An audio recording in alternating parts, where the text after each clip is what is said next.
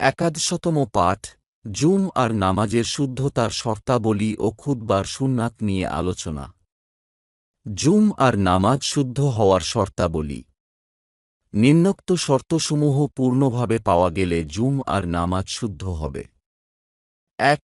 শহর বা শহরতলি অর্থাৎ এরূপ স্থান যা শহরের নানামুখী কল্যাণকর কাজে ব্যবহারের জন্য নির্মিত হওয়া, যেমন বাজার, চারণভূমি, কবরস্থান ইত্যাদি। তাই গ্রামে জুম আর নামাজ শুদ্ধ হবে না।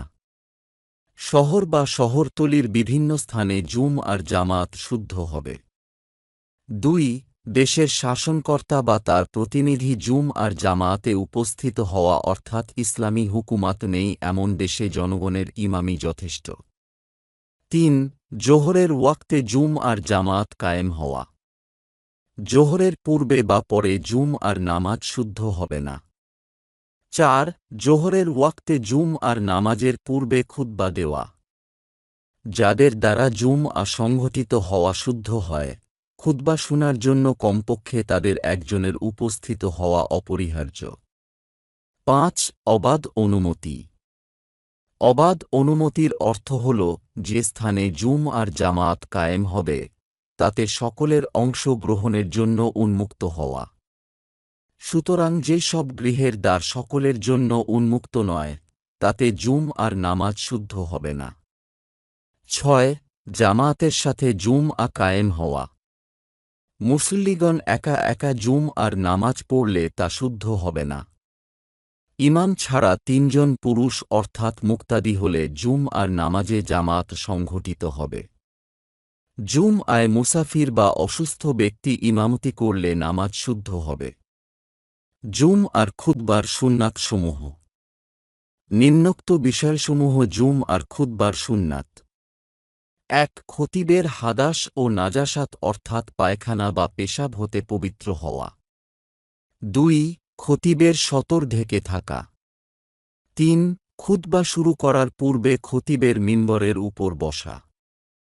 ৪. খতিবের সামনে আজান দেওয়া। ৫. দাঁড়িয়ে খুতবা দেওয়া।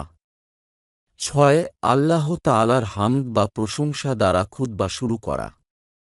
৭. আল্লাহ তাআলার এমন হামদ দ্বারা খুতবা শুরু করা যা তার জন্য শোভনীয়। ৮. খুতবায় ২ শাহাদাতের বাক্য উচ্চারণ করা, যেমন আশহাদু আন লা ইলাহা ইল্লাল্লাহু ওয়া আশহাদু আন্না মুহাম্মাদান রাসূলুল্লাহ।